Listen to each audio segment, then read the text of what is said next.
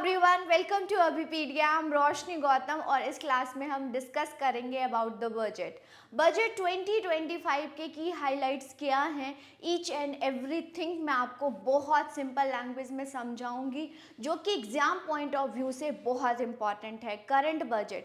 और मैं आप सभी को ये भी बताना चाहूँगी कि स्टैटिक बजट भी मैंने इससे पहले समझाया है, तो उसको देख लीजिएगा अगर आपको टर्म्स के बारे में मालूम नहीं है कि क्या बजट होता है, क्या की टर्म्स होते हैं, उस पर हमने डिस्कस किया है। अभी हम करंट बजट को डिकोड करेंगे। तो चलिए इस क्लास में हम डिस्कस करते हैं बजट और गवर्नमेंट ने क्या क्या पॉलिसीज, कौन कौन से स्कीम्स लॉन्च करी हैं जो कि एग्जाम पॉइंट ऑफ व्यू से बहुत इंपॉर्टेंट हो जाता है। तो चैनल पर नए होंगे तो चैनल को सब्सक्राइब कर देंगे एंड बेल आइकन को प्रेस कर देंगे, क्योंकि आपके लिए अभिपीडिया के द्वारा बहुत सारे इनिशिएटिव लाए जाते हैं। ओके स्टूडेंट, तो आज की क्लास को स्टार्ट करते हैं एंड देखते हैं क्या है बजट। तो ये सबसे पहले आपको ये पता होना चाहिए जो बजट है वो कौन से फाइनेंशियल ईयर के लिए आया है। तो जब भी एग्जाम में क्वेश्चन आएगा तो फाइनेंशियल ईयर कौन सा होगा, 2025 एंड 2026 जो होगी ये है बजट फाइनेंशियल ईयर यहाँ पर। और इसको फरवरी में प्रेजेंट किया जाता है। नॉर्मली 2025, लेकिन फाइनेंशियल ईयर की बात करें तो 2025 एंड 2026 होता है। ओके, तो ये है यहाँ पर सब कुछ मैंने आपको लास्ट क्लास में बताया, कौन प्रेजेंट करता है, कौन सी डिपार्टमेंट है, कौन से मिनिस्ट्री के अंडर वर्क करती है, ईच एंड एवरीथिंग बताया है। इस क्लास में हम सिर्फ फोकस करेंगे अबाउट द बजट। सबसे पहले हम स्टार्ट करते हैं और बजट में जो शब्दों का यूज़ किया गया है वो 4 शब्दों मतलब 4 वर्ड का यूज़ किया गया है। गरीब वर्ड यूज़ किया गया है, यूथ वर्ड किया गया है, अन्नदाता यूज़ किया गया है और नारी वर्ड यूज़ किया गया है। ये 4 वर्ड्स यूज़ किए गए हैं बजट में। मतलब बजट किसके लिए है, गरीब के लिए है, यूथ के लिए। आपको पता ही है कि डेमोग्राफिक डिविडेंड बहुत है हमारी कंट्री में, तो गरीब के लिए ये बजट लाया गया है। अन्नदाता मतलब फार्मर के लिए, और वुमेन एम्पावरमेंट के लिए यहाँ पर बात की गई है। अगर हम बजट की देखें तो विकसित भारत एम है। अब विकसित भारत का मतलब क्या होता है आपको पता होना चाहिए। विकसित भारत होता क्या है, तो अगर हम देखें जीरो पॉवर्टी, मतलब कि जो पॉवर्टी है वो जीरो होनी चाहिए, ये सस्टेनेबल डेवलपमेंट का भी गोल है। 100% क्वालिटी एजुकेशन अगर होता है तो हम बोल सकते हैं यस ये क्या है, विकसित भारत है। इन सब चीज़ों का एम रखा गया है। अफोर्डेबल मतलब कि बिल्कुल कॉस्ट कम हो हेल्थ केयर में, ये बात की गई है। स्किल वर्कफोर्स और मीनिंगफुल जॉब हो, मतलब कि ज़्यादा से ज़्यादा जॉब एम्प्लॉयमेंट की बात की गई है। उसके बाद 70% वुमेन का इकोनॉमिक एक्टिविटीज़ में, मतलब को जेंडर गैप जो होता है उसको रिड्यूस हो और ज़्यादा से ज़्यादा वुमेन पार्टिसिपेट करें इकोनॉमी डेवलपमेंट में, इकोनॉमी एक्टिविटीज़ में। इंडिया को as a world food basket बताया गया है, मतलब फार्मर के लिए बहुत सारी योजनाएं लेके आए हैं। मीन्स यहाँ पर निर्मला सीतारमन जी के द्वारा बोला गया विकसित भारत, तो हमें पता होना चाहिए विकसित भारत होता क्या है। अगर हमारे भारत में जीरो पॉवर्टी होगी, 100% क्वालिटी एजुकेशन होगा, अफोर्डेबल हेल्थ केयर होगा, फार्मर के लिए होगा, वुमेन एम्पावरमेंट या वुमेन एक्टिविटीज़, वुमेन का रोल इकोनॉमी डेवलपमेंट में ज़्यादा होगा, तो हम बोल सकते हैं कि हाँ हमारा जो भारत है वो विकसित है। अगर हम देखें तो बजट जो है इन सब की एरिया पर ये पर फोकस किया है। टैक्सेशन की बात की गई है जो कि सिंप्लीफाइड होनी चाहिए और एफिशिएंट होना चाहिए, मतलब एज सिंपल एज आप टैक्स पे करें। ओके, ये है कि ज़्यादा प्रॉब्लम ना हो टैक्स भरने में, ये होता है। पावर सेक्टर की बात की गई है, अर्बन डेवलपमेंट की बात की गई है, माइनिंग की बात की गई है, फाइनेंस सेक्टर की बात की गई है, रेगुलेटरी रिफॉर्म्स की भी बात कही गई है, जहां पर हमारा जो इनकम टैक्स है उसमें रिफॉर्म करने की बात की गई है। ओके, अब हम देखें तो 10 ब्रॉड एरिया, ये जो बजट है वो 10 ब्रॉड एरिया पर डिवाइड किया गया है। सबसे पहले एग्रीकल्चर की बात की गई है, स्ट्रॉन्ग फार्मिंग और फूड सिक्योरिटी की बात करी गई है, रूरल प्रोस्पैरिटी की बात करी है, मतलब रूरल एरिया की डेवलपमेंट की बात की गई है, इंक्लूसिव ग्रोथ की बात की गई है, मैन्युफैक्चर सेक्टर को बूस्ट करने की बात की गई है।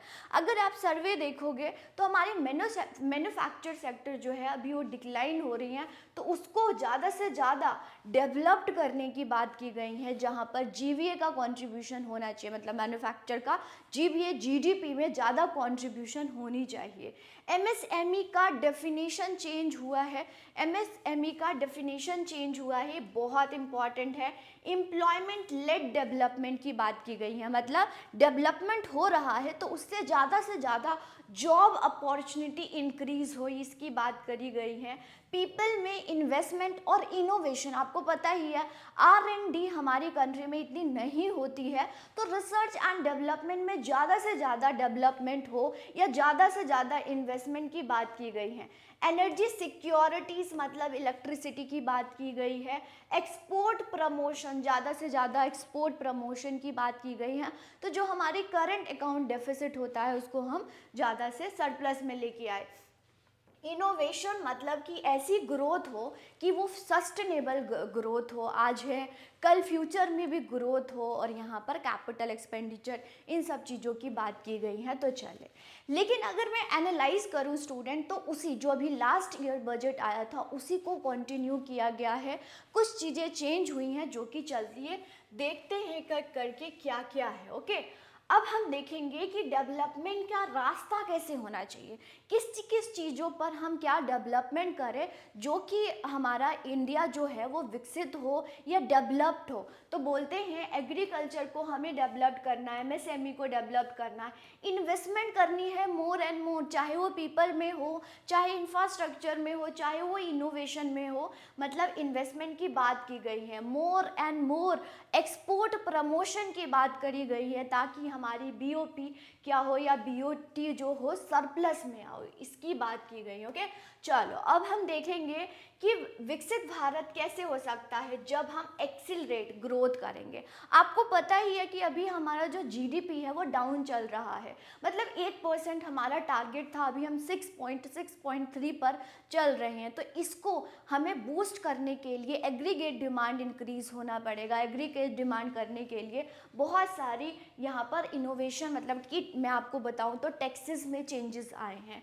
तो एक्सलरेट ग्रोथ की बात की गई है, मींस जीडीपी की बात की गई है, इंक्लूसिव ग्रोथ या इंक्लूसिव डेवलपमेंट की बात करी गई है, जो कि ये बहुत ज़्यादा, मतलब ये वर्ड जो है बहुत ज़्यादा हर बार बजट में एम्फेसाइज किया जाता है, मतलब सबका साथ, सबका विकास, सबका प्रयास की बात की गई है।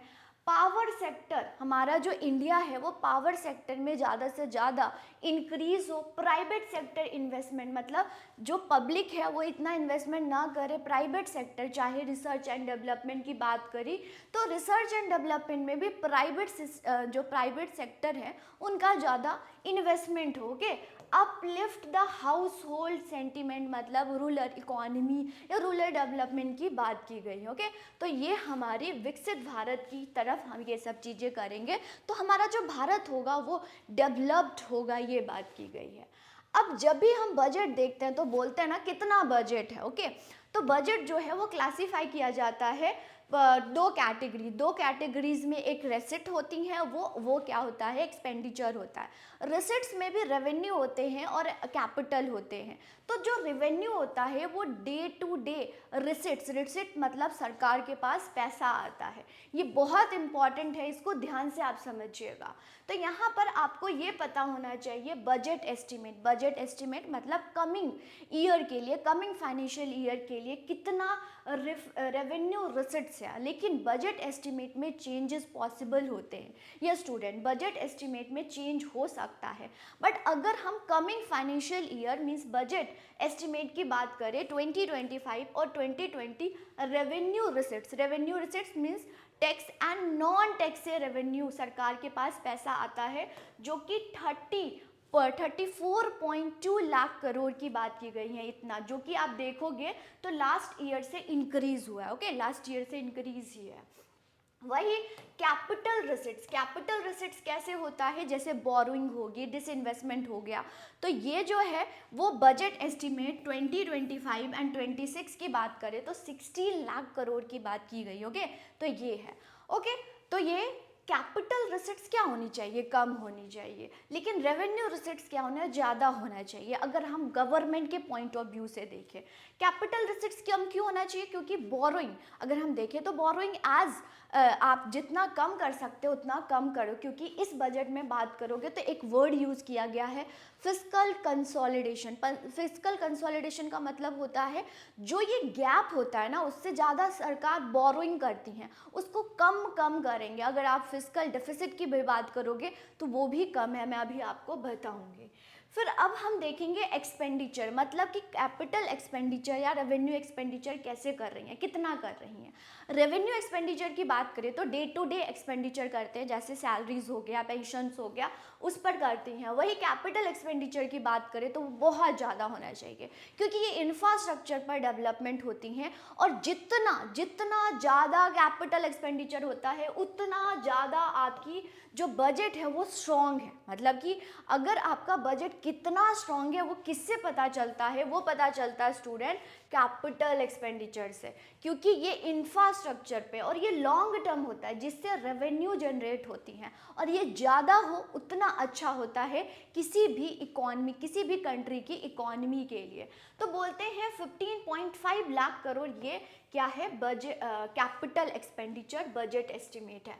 रेवेन्यू एक्सपेंडिचर की बात करें तो 39.4 लाख करोड़ है यहाँ पर। ओके, तो ये आप देख रहे हैं कि कितना गैप है। अगर मैं आपको यहाँ पर गैप की बात करूँ तो रेवेन्यू रिसिट्स है 34, मतलब कि टैक्स और नॉन टैक्स से पैसा सरकार को 34 आ रहा है, वही रेवेन्यू एक्सपेंडिचर सरकार कर रही है 39.4।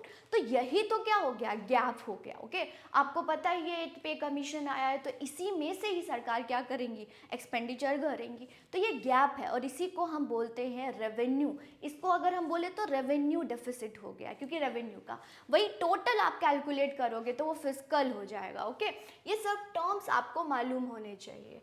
अब अगर हम देखें तो सरकार के पास मान लीजिए 100 रुपये हैं, तो 100 रुपये में से कहाँ कहाँ से उनको पैसा आता है या पैसा खर्चा होता है, तो गोज़ टू मतलब कि 100 रुपये में कहाँ सरकार डिस्ट्रीब्यूट करती है चीज़ों को, होते गवर्नमेंट कहाँ पर एक्सपेंडिचर करती है। तो सबसे ज़्यादा हमारी कंट्री में इंटरेस्ट पेमेंट पर खर्चा होता है, मीन्स बोरोइंग करते हैं तो इंटरेस्ट पेमेंट पर खर्चा होता है।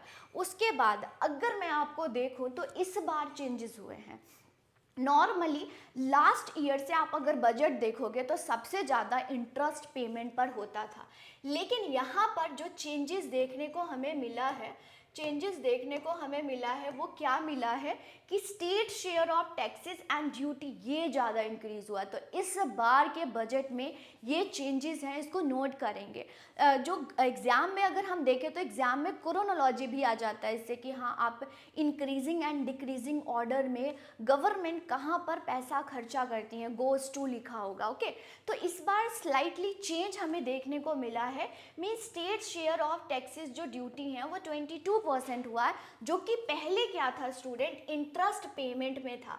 तो इंटरेस्ट पेमेंट जो है वो सेकंड पर आ गया है। उसके बाद अगर हम देखें तो सेक्टर स्कीम पर 16% है, और इसी प्रकार से आप देख सकते हैं कि कहाँ कहाँ पर सरकार के पैसे खर्च हो रहे हैं, गवर्नमेंट कहाँ कहाँ पर एक्सपेंडिचर कर रही है। राइट, ओके, तो नेक्स्ट अब हम देखेंगे कम, मतलब कि गवर्नमेंट के पास कहाँ से पैसा आता है, तो आता है सबसे ज़्यादा इनकम टैक्स पैसा। और अगर हम देखें तो बोरोइंग सबसे ज़्यादा आता है। ये तो चलो लाइबिलिटीज़ नहीं क्रिएट करती हैं, लेकिन ये लाइबिलिटीज़ क्रिएट करती हैं, मतलब सबसे ज़्यादा बोरोइंग। इसीलिए मैं आपको कह रही थी कि अगर गवर्नमेंट बोरोइंग करती हैं तो इंटरेस्ट पेमेंट भी करेंगी, तो बहुत ज़्यादा था, लेकिन इस बार ये चेंजेस हुई हैं। तो बोरोइंग सबसे ज़्यादा, मतलब 100 रुपीज़ में से 24% अगर हम देखें तो सिर्फ बोरोइंग करती हैं, तभी वो डेफिसिट जो हमारा है रेवेन्यू एक्सपेंडिचर और रिसिट्स में, उसको गैप को फुलफिल करती हैं। ओके, फिर इनकम टैक्स से आता है, फिर जीएसटी से आता है, फिर कॉर्पोरेट टैक्स बोला गया है।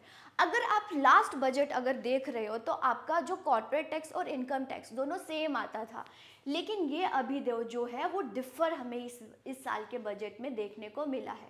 वही जीएसटी है 18%, आपको पता है जीएसटी से काफ़ी सरकार को पैसा आता है। इनकम टैक्स से है, कॉर्पोरेट टैक्स से क्यों हो गया है, क्योंकि कॉर्पोरेट टैक्स रिड्यूस किया था लास्ट, अगर हम बजट की बात करें तो उसमें रिड्यूस कर दिया था इसीलिए ये कम हुआ है।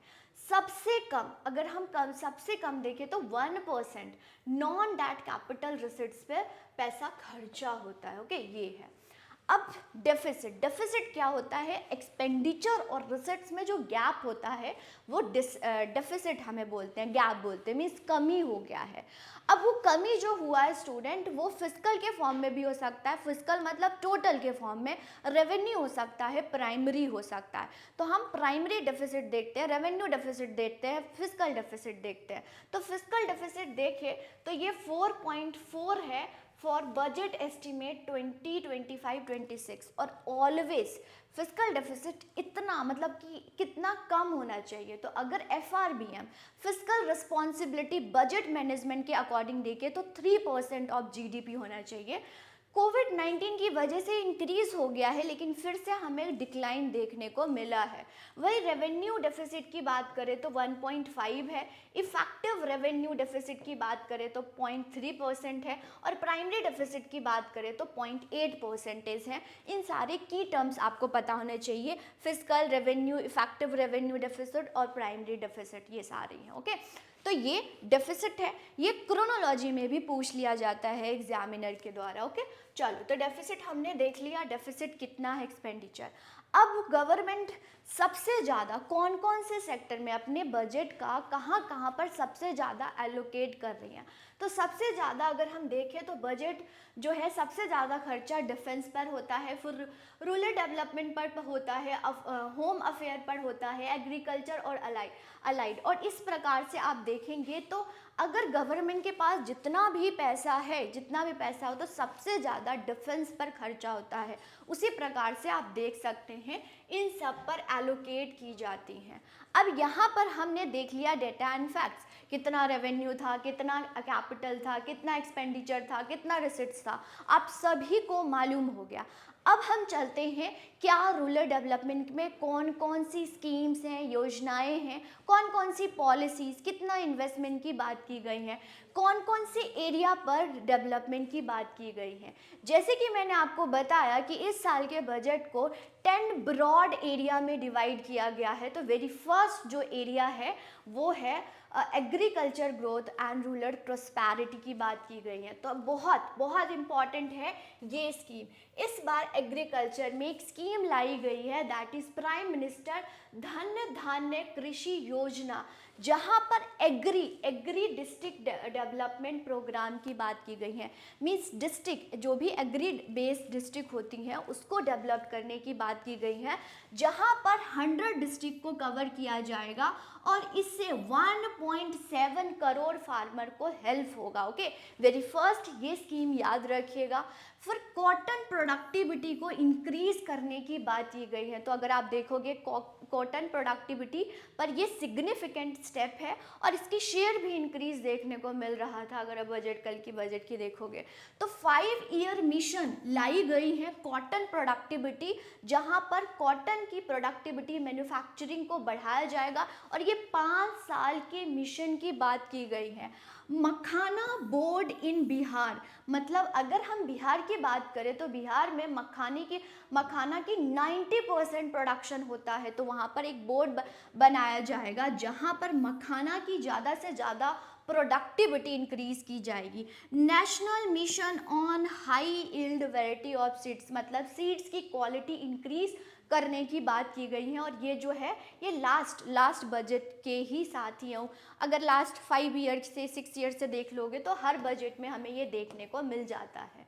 यहाँ पर KCC मतलब जो एग्रीकल्चर फार्मर है उसमें किसान क्रेडिट कार्ड है और इसमें सिग्निफिकेंट चेंजेस देखने को हमें मिला है, जो कि शॉर्ट टर्म लोन होता है, मतलब कि किसान शॉर्ट टर्म लोन ले सकते हैं थ्रू किसान credit card.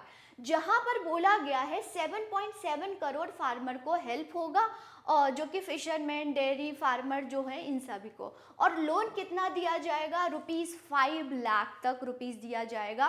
And number of farmer की बात करें तो 7.7 करोड़ फार्मर को किसान क्रेडिट कार्ड से क्रेडिट प्रोवाइड की जाएगी। ओके, ये यहाँ पर बोला गया है।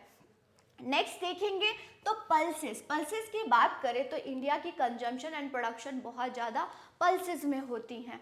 तो आत्मनिर्भर का मतलब होता है सेल्फ रिलायंट बनाना है इन पल्सेस में ये दालें की बात की गई है, जो कि लास्ट बजट में भी बात की गई थी।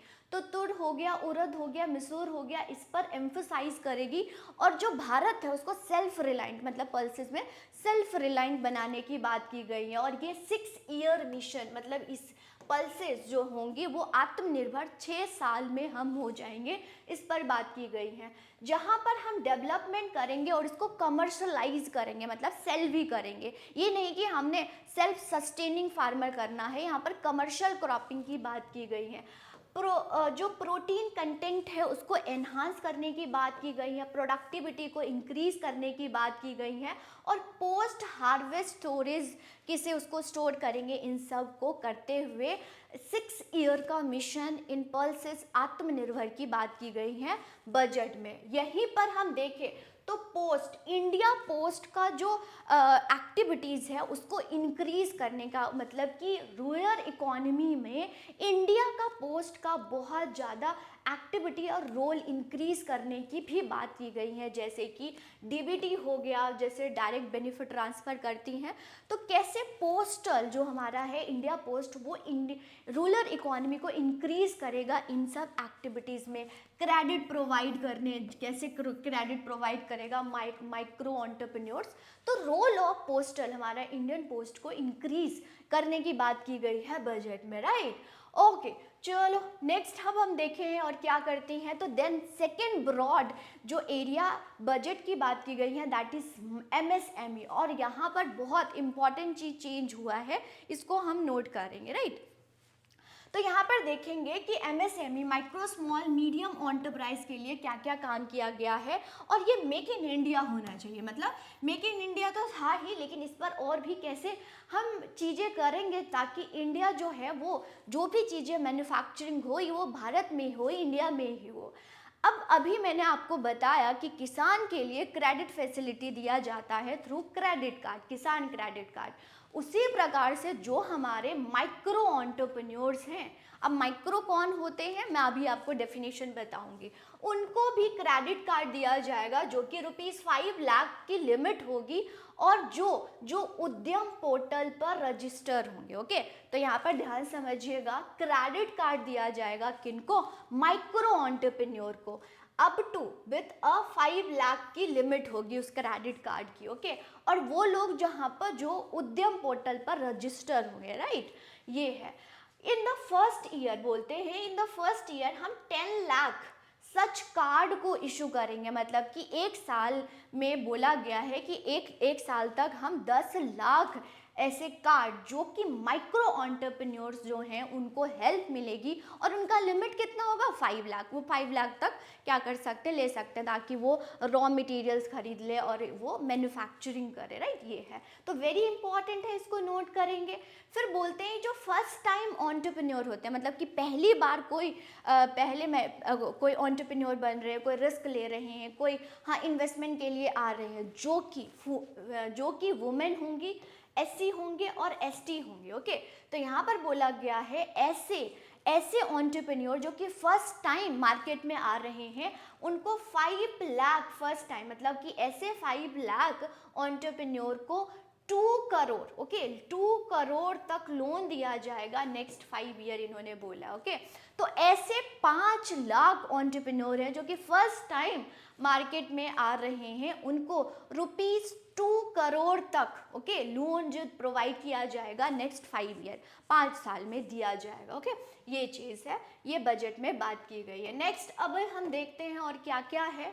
अब यहाँ पर लेबर इंटेंसिव सेक्टर, ऐसे सेक्टर जहाँ पर लेबर की ज़्यादा जो इंटेंसिव होता है, मतलब लेबर की ज़्यादा यूज़ होती हैं। जहाँ पर लेबर की यूज़ ज़्यादा होती है उसको लेबर बोल देते हैं इंटेंसिव, जहाँ पर कैपिटल का ज़्यादा यूज़ होता है उसको कैपिटल इंटेंसिव बोल देते हैं। तो जहाँ पर लेबर का मोर एंड मोर यूटिलाइजेशन हो रही है, लाइक हमारी लेदर सेक्टर, फुटवेयर सेक्टर, तो इस सेक्टर में एम्प्लॉयमेंट जनरेशन की बात करी गई है। 22 लाख पर्सन को एम्प्लॉयमेंट दी जाएगी, जिससे टर्नओवर, जिससे प्रॉफिट जो है वो जनरेट होगा अप टू ₹4 लाख करोड़ बोला गया है, और एक्सपोर्ट यहाँ पर होगा 1.1 लाख करोड़। ये सारे आपको जो है ये जो डेटा है इसको नोट करना है, बहुत इंपॉर्टेंट है, डिटेल में एग्जामिनर पूछ लेता है। टॉय सेक्टर, अब तक हम ये देखते हैं कि टॉय जो है वो चाइना से हम इंपोर्ट कराते हैं। अब इसमें मेड इन इंडिया की बात करी गई है, मतलब कि टॉय जो है वो भारत में ही, इंडिया में ही बनाने की बात की गई है। इसमें भी सिग्निफिकेंट स्टेप हुआ है। और फूड प्रोसेसिंग के लिए national institute of food technology को एस्टैब्लिशमेंट की जाएगी बिहार में। ओके, बिहार में, जहाँ पर skilling, entrepreneur, employment opportunities increase हो जाएंगी। तो फूड प्रोसेसिंग यूनिट डेवलप करने की बात की गई है, और कहाँ पे की गई है, तो बिहार में। बिहार में national institute of food technology को स्टैब्लिश करने की बात की गई है, इंपॉर्टेंट है, इसको नोट करेंगे। ओके, ये है कहाँ पर, ये पूछा जा सकता है। वही अगर हम देखें तो ईज ऑफ डूइंग, मतलब कि बिजनेस करना इतना इजी हो सके कि सभी ज़्यादा से ज़्यादा इसमें पार्टिसिपेट करें। तो मैन्युफैक्चरिंग, क्योंकि आप देखोगे तो मैन्युफैक्चरिंग डिक्लाइन हो रही है इंडिया की, तो मैन्युफैक्चरिंग सेक्टर में ज़्यादा से ज़्यादा प्रमोट हो, ज़्यादा से ज़्यादा डेवलपमेंट हो, तो बहुत इजी होना चाहिए, उससे एक्सपोर्ट प्रमोशन भी होगा। तो ये सारी बात की गई है। तो ease and cost of doing business, मतलब बहुत ईजी होना चाहिए बिजनेस, तो सारे करेंगे, सारे रिस्क लेंगे, तो बहुत ज़्यादा एंटरप्रेन्योर आएंगे मार्केट में। ये है फ्यूचर रेडी वर्कफोर्स होना चाहिए, विवरेंट एंड डायनेमिक एमएसएमई होना चाहिए, मतलब कि बिल्कुल जो करंट डिमांड को फुलफिल कर पाए वो है। टेक्नोलॉजिकल ड्रिवन होनी चाहिए, क्वालिटी प्रोडक्ट बनाया, और मतलब टेक्नोलॉजिकल होनी चाहिए। तो ज़्यादा से ज़्यादा अगर आप देखोगे तो अभी भी मैन्युफैक्चरिंग सेक्टर हमारे, जैसे टेक्सटाइल हो गया, तो वो ज़्यादा हैंड वर्क करती हैं, तो वो टेक्नोलॉजिकल ड्रिवन होनी चाहिए, टेक्नोलॉजी का इस्तेमाल करनी चाहिए, कैपिटल का इस्तेमाल करना चाहिए। तो प्रोडक्टिविटी क्या हो जाती है, इससे एनहांस हो जाती है। वेरी इंपॉर्टेंट स्टूडेंट, एमएसएमई का डेफिनेशन चेंज हो गया है। अगर आप लास्ट 2020 में देखोगे तो वहाँ पर तब डेफिनेशन चेंज हुआ था, and service and manufacturing sector को मर्ज कर दिया था। वहीं पर अभी आप फिर से देखोगे इन्वेस्टमेंट एंड टर्नओवर में चेंजेस हुए हैं डेफिनेशन। आप किसको बोलोगे कि माइक्रो है, किसको बोलोगे कि स्मॉल है, और किसको बोलोगे कि मीडियम है। तो अगर हम करंट की बात करें तो पहले करंट इन्वेस्टमेंट अगर 1 करोड़ करता था तो हम बोलते थे माइक्रो, लेकिन अभी अगर आप देखोगे तो इसको मतलब क्या कर दिया, 2.5 कर दिया है, 2.5 कर दिया है। तो 2.5 करोड़ अगर कोई इन्वेस्टमेंट करता है तो उसको माइक्रो बोलते हैं। उसका टर्नओवर कितना होना चाहिए, 10 लाख करोड़। अगर स्मॉल है तो 225, एंड उसका टर्नओवर 100 होना चाहिए, रिवाइज किया गया। मीडियम की बात करें तो 125 है, और वही रिवाइज करके 500 मतलब कि इंक्रीज कर दिया गया है, कि अगर आपका इन्वेस्टमेंट एंड टर्नओवर हो रहा है तो आपका डेफिनेशन ये होगा। तो ये डेफिनेशन चेंज की गई है, बहुत इंपॉर्टेंट है, एग्जाम पॉइंट ऑफ व्यू से इसको नोट करेंगे। ओके, तो नेक्स्ट अब हम देखेंगे वेरी इंपॉर्टेंट स्लाइड की यहाँ पर पीपल पर क्या इन्वेस्टमेंट, चाहे इकोनॉमी हो, इनोवेशन हो, एंड लोगों पर गवर्नमेंट ने कितनी इन्वेस्टमेंट करने की बात की गई है, कौन कौन सी की एरिया पर इन्वेस्टमेंट की बात की गई है। तो सक्षम आंगनवाड़ी एंड पोषण 2.0, मतलब कि इसमें चेंज करने की बात की गई है। कैपेसिटी, मतलब आईआईटी की कैपेसिटी एक्सपेंशन कैपेसिटी इंक्रीज करने की बात की गई है आईआईटीज में। ओके, अगर वही देखें तो डिस्ट्रिक्ट, सारे डिस्ट्रिक्ट में हॉस्पिटल्स में जो डे केयर कैंसर है उसको भी देखा जाए, मतलब कि जो डिस्ट्रिक्ट है और डिस्ट्रिक्ट में हॉस्पिटल में, जो डिस्ट्रिक्ट में हॉस्पिटल्स होती हैं उसमें डे केयर कैंसर खुलवाई जाएगी, ये बोला है। भारतीय भाषा पुरस्कार स्कीम पुस्तक स्कीम है यहाँ पर, माफ़ कीजिएगा, पुस्तक स्कीम है। पुस्तक स्कीम मतलब कि जो भी हमारी इंडियन लैंग्वेज है उसमें बुक्स अवेलेबल हो for the school and higher education and school के लिए इंडियन लैंग्वेज में सारी लैंग्वेजेस में बुक अवेलेबल हो, इसके लिए एक स्कीम लाई गई है, दैट इज भारतीय भाषा पुस्तक स्कीम लाई गई है। Okay 5 national centre excellent for skill development, मतलब 5 ऐसी सेंटर बनाई जाएगी फॉर द स्किल डेवलपमेंट, ये इन्होंने बोला है। अटल टिंकरिंग लैब क्या, जहाँ पर रोबोटिक चीज़ें हो, तो ये लैब खुलवाने की बात की गई है, जहाँ पर 50,000 लैब खुलवाने की बात करी गई है, जो कि स्कूल में होगा, गवर्नमेंट स्कूल में होगा। एंड 5 ईयर का ये मिशन है, नेक्स्ट 5 ईयर में टिंकरिंग लैब जो होगी, जहाँ पर ज़्यादा से ज़्यादा जो है रोबोटिक होगा एंड हैंड ऑन प्रैक्टिस पर काम की जाएगी। 50,000 मतलब 50,000 लैब खुलवाने की बात की गई है। फिर बोला गया है centre of excellence. What do mean by centre of excellence, मतलब टॉप क्लास, मतलब जो हमारी फॉरेन जैसी होती है ना, उसी प्रकार से अगर वो भी है, चाहे स्कूल हो चाहे हॉस्पिटल्स हो, तो सेंटर ऑफ एक्सीलेंस मतलब होता है टॉप क्लास। तो सेंटर ऑफ एक्सीलेंस इन आई मतलब एआई मतलब आर्टिफिशियल इंटेलिजेंस में बात की गई है, जिस पर टोटल जो आउटले होगा, टोटल जो एक्सपेंडिचर की बात की गई है वो 500 करोड़ होगी। ओके ये है। अब बहुत सारे अगर आप देखोगे स्टूडेंट, तो इंटरनेट फैसिलिटी नहीं है, तो बोला गया है सीनियर सेकेंडरी स्कूल हो या प्राइमरी हेल्थ सेंटर हो, वहाँ पे ब्रॉडबैंड की कनेक्टिविटी मीन्स इंटरनेट की कनेक्टिविटी होगी, जहाँ पर गवर्नमेंट की secondary school and primary health जो सेंटर है, जो कि रूरल एरिया में है, वहाँ पर इंटरनेट की फैसिलिटी होनी चाहिए। ओके मेडिकल एजुकेशन का एक्सपेंशन की बात की गई है, जहाँ पर बोला गया है 10,000 एडिशनल सीट्स लाई जाएगी और with the goal of adding 75,000 seats in the next 5 year. Additional total 10,000 and जो 75,000 सीट है वो नेक्स्ट 5 ईयर में ज़्यादा एक्सपेंड की जाएगी मेडिकल एजुकेशन में। आपको पता ही है मेडिकल एजुकेशन हमारे कंट्री में इतना अफोर्डेबल नहीं है, इसीलिए लोग बाहर जाते हैं, बच्चे बाहर जाते हैं, तो यहाँ पर सरकार मेडिकल एजुकेशन पर ज़्यादा फोकस कर रही है। PM Svanidhi scheme for vendor जो होते हैं वर्कर, उनके लिए इसमें रिवम्प मतलब इम्प्रूव वर्जन लाया गया है स्वनिधि स्कीम में। जो भी गिग वर्कर हैं उनके लिए कोई भी रूल्स रेगुलेशंस नहीं है या कोई भी एडवांटेज नहीं है, उसको भी बोला गया है कि उनकी वेलफेयर के लिए जो गिग वर्कर है, जो अगर हम देखें जोमेटो वर्कर हैं, इन सब के लिए ऑनलाइन प्लेटफॉर्म बनाई जाएगी, जहां पर वो हेल्प ले सकते हैं, अगर उनको कोई भी चीज़ें प्रॉब्लम होती हैं तो यहाँ पर हेल्प ले सकते हैं for the gig worker. Okay next अगर हम देखें तो यहाँ पर इनोवेशन पर इन्वेस्टमेंट इनोवेशन पर क्या क्या किया गया है, तो बोला गया है कि इंफ्रास्ट्रक्चर के लिए स्टेट को हम सपोर्ट करेंगे, और बोला गया है कि आप 50 ईयर तक इंटरेस्ट फ्री लोन ले सकते हो, मतलब 50 ईयर तक आप इंटरेस्ट फ्री लोन ले सकते हो, जो कि 1.5 लाख करोड़ आउटले मतलब एक्सपेंडिचर की बात की गई है। मतलब जो गवर्नमेंट है वो स्टेट को सपोर्ट करेंगी और बोलते हैं कि आप इंफ्रास्ट्रक्चर डेवलपमेंट करो आप अपने पर्टिकुलर स्टेट में, एंड उसके लिए सरकार सपोर्ट करेगी, सेंट्रल गवर्नमेंट सपोर्ट करेंगे, और आपको 50 ईयर जो भी इन्वेस्टमेंट कर रहे हो उसको आपको दिया जाएगा, एंड वो भी इंटरेस्ट फ्री, उसमें कोई भी आपको लोन देने की ज़रूरत नहीं है। जल जीवन मिशन को 100% कवर की बात की गई है, बोलते हैं 2028 तक हम 100% जल जीवन मतलब कि जल कनेक्टिविटी इंक्रीज करने के लिए बात की गई है। स्कीम बहुत इंपॉर्टेंट है, इस पर आपने डिटेल में इसको पढ़ना है।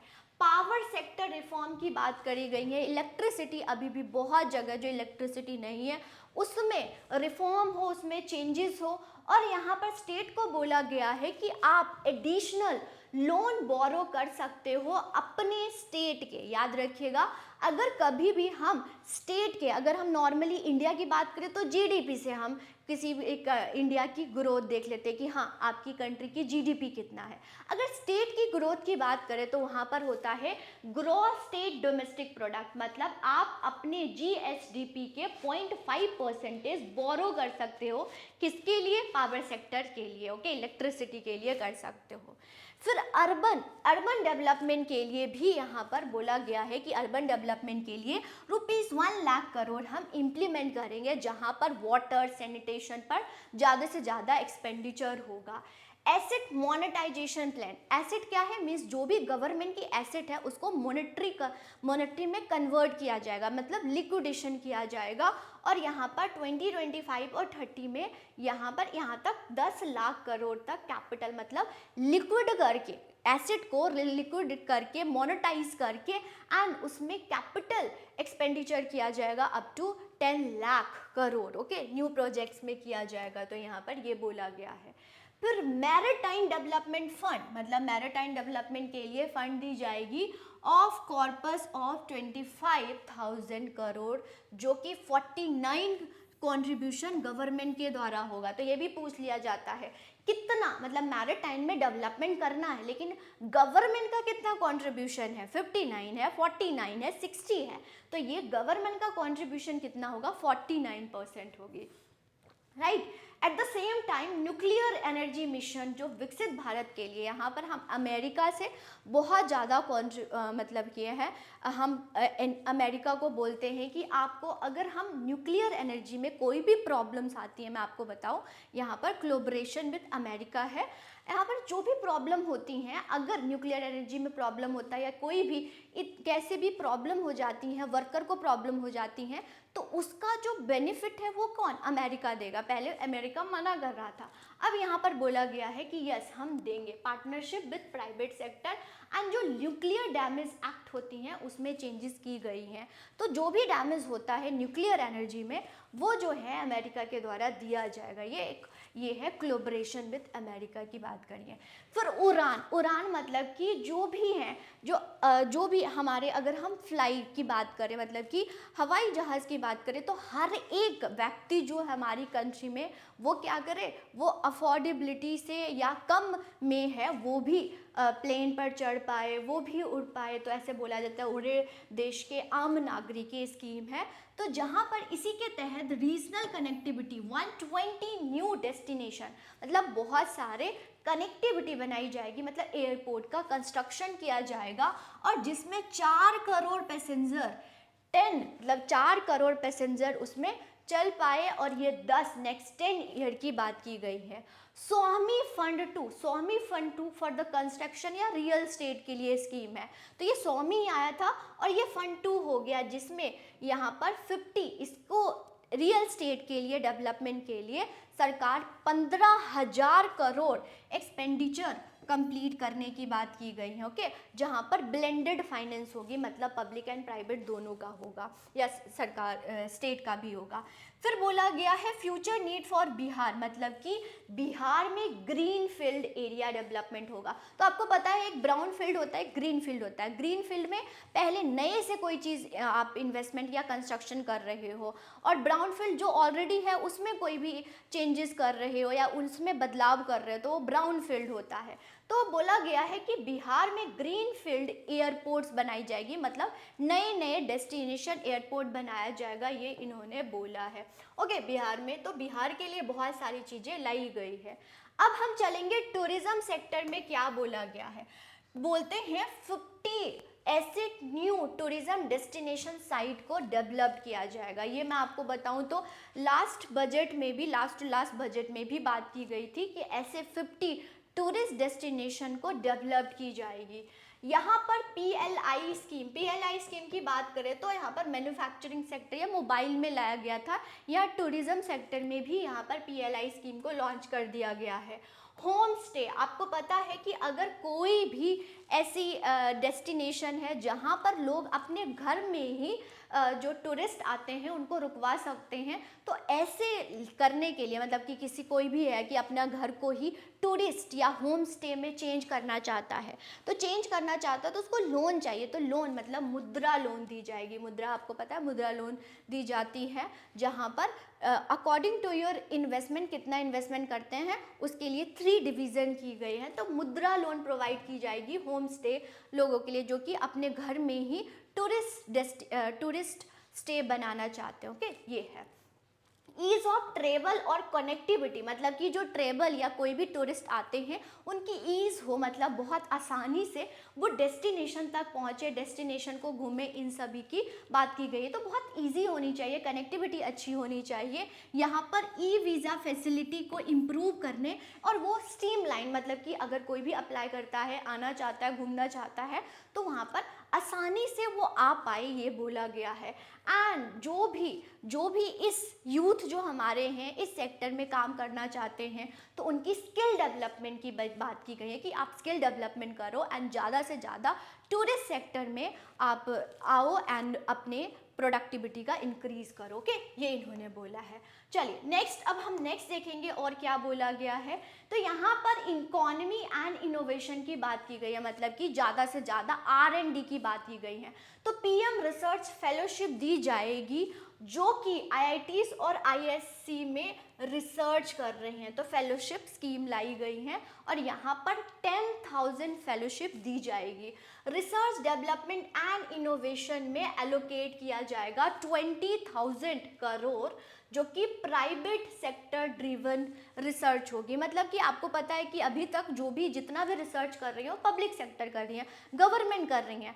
प्राइवेट सेक्टर ज़्यादा से ज़्यादा आए, ज़्यादा से ज़्यादा रिसर्च करे और इस रिसर्च के लिए प्राइवेट सेक्टर का भी हेल्प लिया जाएगा एंड इसमें एलोकेट किया जाएगा 20,000 करोड़। ओके, यहाँ पर गैनी बैंक बनाई जाएगी फॉर जर्म्स प्लाज्म, मतलब कि जो भी हमारे सीड्स हैं उसको स्टोर किया जाएगा ताकि वो फ्यूचर में हमें हेल्प हो सके। ज्ञान भारतम मिशन जितने भी हमारे मेनूस्क्रिप्ट्स हैं उनको डिजिटल स्टोर किया जाएगा, ये इन्होंने बोला है। नेशनल जियो स्पेशल मिशन की बात की गई है।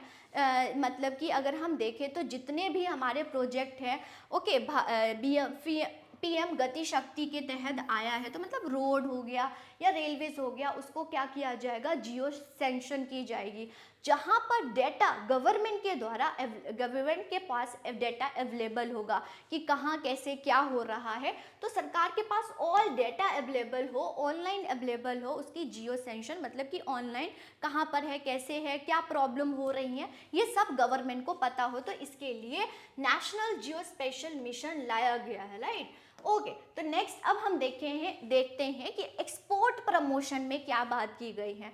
बोलते हैं ज़्यादा से ज़्यादा MSME को सपोर्ट किया जाएगा, किसमें, एक्सपोर्ट क्रेडिट। अगर वो एक्सपोर्ट करना चाहते हैं तो उसको क्रेडिट दिया जाएगा और क्रॉस बॉर्डर फैक्टरिंग, मतलब कि एक्सपोर्ट इंपोर्ट में उनको ज़्यादा प्रॉब्लम ना हो। पहले बहुत ज़्यादा GST भरना होता था, फाइल करना होता था, तो आराम से वो एक्सपोर्ट कर ले। इनके लिए बहुत सारा योजनाएं या क्या रूल्स रेगुलेशंस लाई जाएगी। फिर है भारत ट्रेड नेट की बात करें तो यहाँ पर जो भी डॉक्यूमेंटेशन होता है या फाइनेंशियल सॉल्यूशन होता है वो लाई जाएगी भारत ट्रेड नेट से। और वेयर हाउस फैसिलिटी की भी बात की गई है जो कि एयर कार्गो होती है, उनकी स्टोरेज, मतलब कि अगर वो आता है तो स्टोर ईजिली हो, वेस्ट ना हो, ये है। तो ये बहुत इंपॉर्टेंट है भारत ट्रेड नेट, जहाँ पर कोई भी प्रॉब्लम होती है related to documentation and related to financing, उसको सॉल्व किया जाएगा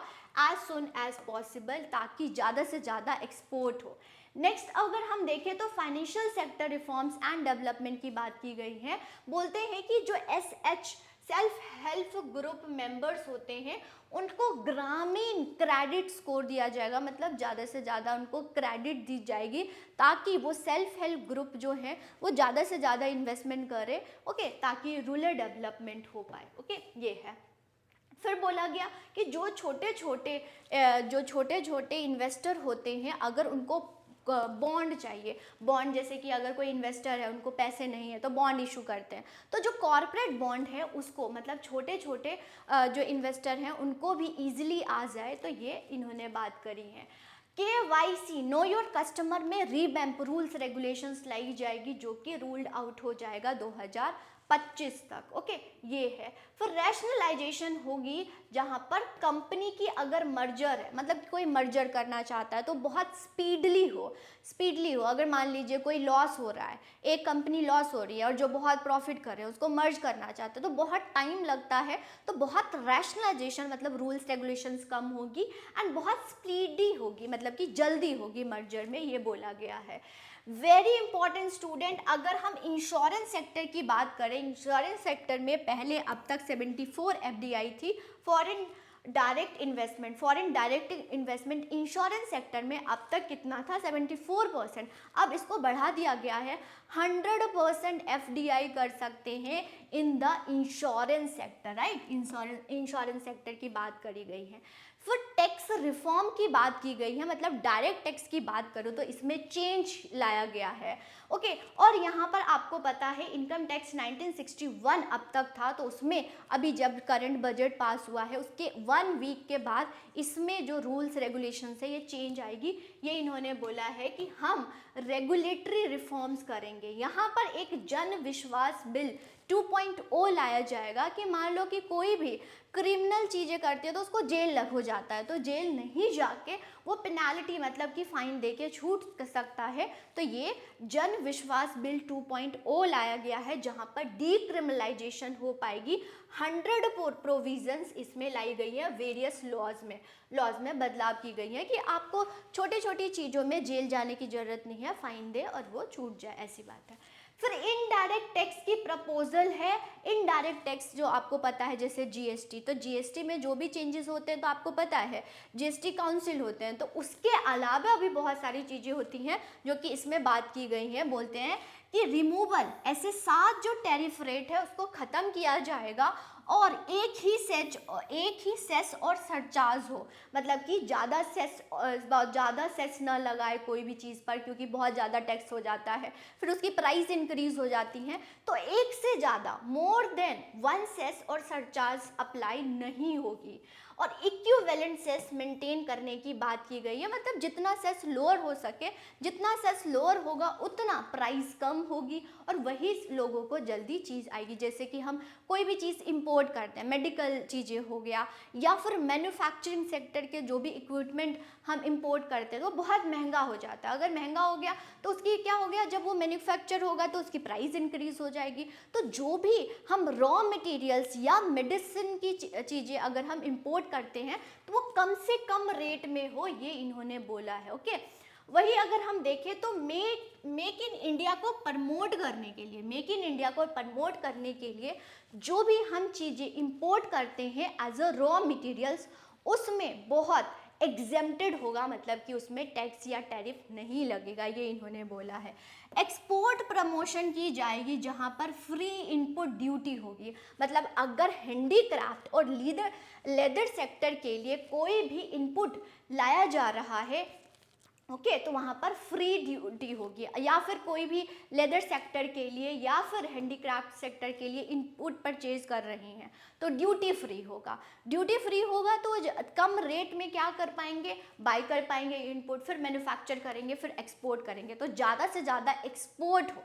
ओके, ज़्यादा से ज़्यादा एक्सपोर्ट हो, इसीलिए फ्री ड्यूटी इनपुट सरकार के द्वारा ये चीज़ लाई गई है। फॉर किस सेक्टर के लिए, हैंडीक्राफ्ट सेक्टर के लिए और लेदर सेक्टर के लिए, ये बात इन्होंने बोली है। ओके, वहीं पर अगर हम देखें तो मेडिकल सेक्टर, मतलब मेडिसिन अगर कोई भी करता है जो कि 36 ऐसे लाइफ सेविंग मेडिसिन है, वहाँ पर एग्जेम्प्टेड हो गया, मतलब कि इसमें जो टैरिफ लगता है वो नहीं लगेगा, जो कि लाइफ सेविंग दवाइयाँ हैं। ओके, 6 ऐसे मेडिसिन हैं उन पे सिर्फ 5 ड्यूटी लगेगी, मतलब कि 5% ड्यूटी उस पर लगेगी। 37 ऐसे मेडिसिन हैं और 13 ऐसे न्यू पेशेंट असिस्टेंस है, जैसे इक्विपमेंट हो गए, वो एग्जेम्प्टेड होंगे। ओके, एग्जेम्प्टेड होंगे मतलब उसमें ड्यूटी मीन्स, अगर हम ओवरऑल की बात करें स्टूडेंट, तो यहाँ पर टैरिफ रिडक्शन की बात की गई है। ओके, ये है। नेक्स्ट अगर हम देखें तो और डायरेक्ट टैक्स में प्रपोजल हुआ है, तो ये बिगेस्ट चेंज हुई है। तो अब तक अगर आप देखोगे, ओके, अब तक अभी देखोगे तो 7 लाख तक अगर किसी की इनकम होती थी तो कोई भी टैक्स नहीं लगता था। अबव 7 लाख की बात करें तो अबव 7 लाख किसी की इनकम हो जाती है तो 3 लाख से ही स्लैब्स बनते थे।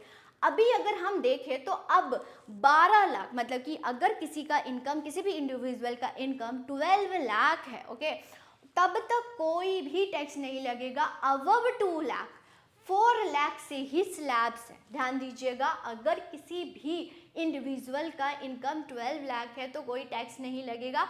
अबव 12 लाख है तो 4 लाख से स्लैब्स बना गया है, मीन्स 4 लाख तक कोई नहीं लगेगा। 4 से 8 लाख है तो 5% होगा, 8 से 12 है तो 10%। अब यहाँ पर बोला जाता है कि मैम 8 से 12 है तो क्या पूरे का 10% लगेगा? नो स्टूडेंट, यहाँ पर 5%, मतलब 4 से 8 तक 5% लग चुका है। अब जो एडिशनल इनकम है उसका 10% लगता है। ओके, मान लीजिए अगर 12 से 16, मतलब अब तक 10% लग चुका है, जो एडिशनल इनकम है उसका 15% लगता है। इस प्रकार से स्लैब्स होते हैं, कैलकुलेशन होती हैं एंड देन टैक्स लगता है, राइट। तो अब ये चेंज हुआ है 12%। उसी प्रकार से टैक्स डिडक्शन एट सोर्स और टैक्स कलेक्टेड एट सोर्स में भी रैशनलाइजेशन, मतलब कि बहुत ज़्यादा रूल्स रेगुलेशंस कम हुई हैं। ओके, वही अगर हम देखें तो टैक्स डिडक्शंस लेके आई हैं फॉर द सीनियर सिटीजन, जो कि डबल हो गया, पहले 50,000 था अब 1 लाख हो गया है। एनुअल लिमिट अगर हम देखें तो टीडीएस में पहले 2.40 लाख था तो अब इंक्रीज हो गया है 6 lakh. Okay, TDS tax deduction x source में, इसमें भी लिमिट जो है वो भी चेंज हो गया है, पहले 2.40 था अब 6 लाख हो गया है। वही अगर हम देखें तो जो टाइम लिमिट होती है, okay, time limit to upload file returns के लिए जो टाइम लिमिट होती हैं वो चेंज हो गया है। पहले 2 ईयर था, ओके, आप रिटर्न फाइल कर सकते हैं, पहले 2 ईयर, अब ये चेंज करके डबल कर दिया है। मतलब आप देखोगे तो सब में डबल ही देखने को हमें मिला है, तो 4 ईयर हो गया। ओके, 4 ईयर हो गया है। वही जो भी चैरिटेबल ट्रस्ट होते हैं उनको रजिस्ट्रेशन करने के लिए पहले जो था वो 5 ईयर के लिए था, कि 5 ईयर के लिए आप रजिस्ट्रेशन करोगे। अब वो हो गया है, इंक्रीज कर दिया गया है 10 ईयर, मतलब कि अगर कोई भी कंप्लेन है उसके लिए रजिस्ट्रेशन पीरियड इंक्रीज कर दिया है। पहले 5 ईयर था अब 10 ईयर हो गया है। चैरिटेबल ट्रस्ट हो गए, इंस्टीट्यूट हो गए, इन सब के लिए।